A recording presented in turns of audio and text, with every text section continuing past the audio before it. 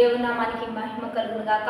ప్రియ దేవుని బిడ్డలారా, ప్రతి ఉదయకాలం ఈ దినం దేవుని వాగ్దానం చూస్తున్న ప్రియాతి ప్రియ దేవుని బిడ్డలందరూ ప్రత్యేకమైన వందనాలు. దేవుని బిడ్డలారా, ఈ దినం బలపరిచే దేవాది దేవుడు మనకి ఏ వాక్కునిచ్చి మనల్ని బలపరుస్తున్నాడు చూద్దాం. పరిశుద్ధ లేఖన గ్రంథంలో నుంచి మత్తయి శుభవార్త 10వ అధ్యాయం 12వ వచనం చదువుకుందాం.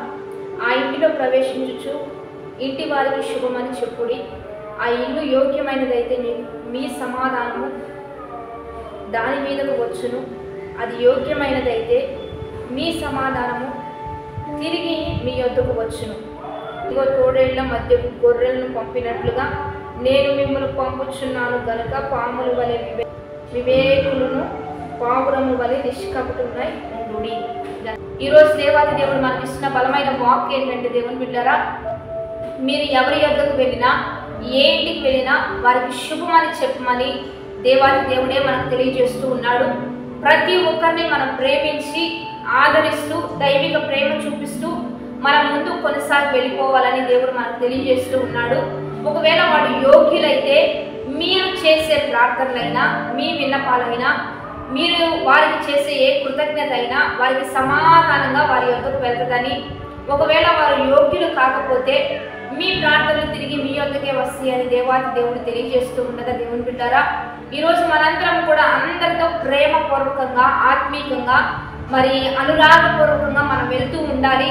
ఒకవేళ వాళ్ళు మంచి వాళ్ళైతే వాళ్ళకి మనకి మధ్య ఆ సంబంధం బలపడుతూ ఉంటుంది.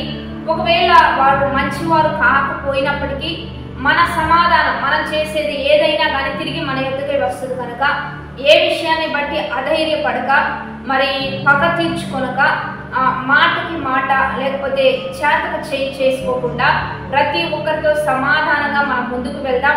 ఎందుకంటే భయంకరమైన తోడేళ్ల మధ్యలోనికి నేను మిమ్మల్ని పంపి ఉన్నానని దేవాది దేవుడు మనకు తెలియజేస్తూ ఉండగా, మనం పాముల వలె మరి వివేకము కలిగి పావురాల వలె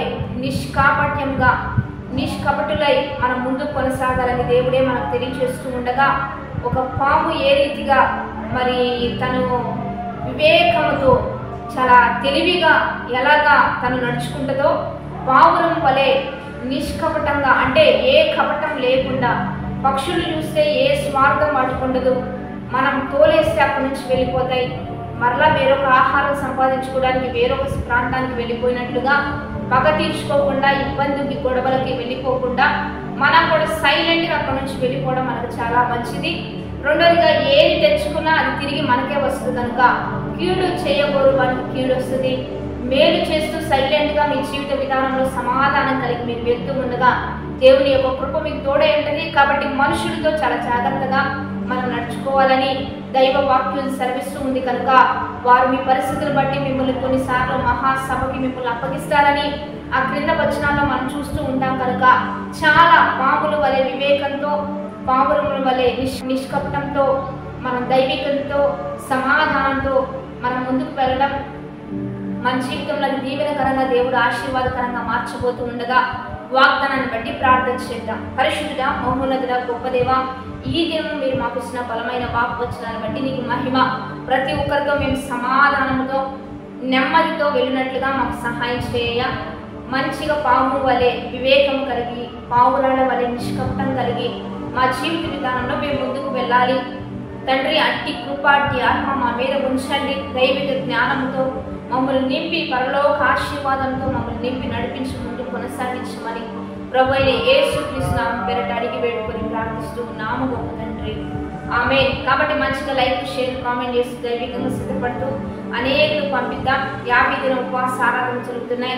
ఈ దినం 46వ ఉపవాస ఆరాధన. మీరందరూ కలుసుకోండి, మనందరం కలుసుకొని దేవుని నామాన్ని మహిమపరుద్దాం. ఆమేన్.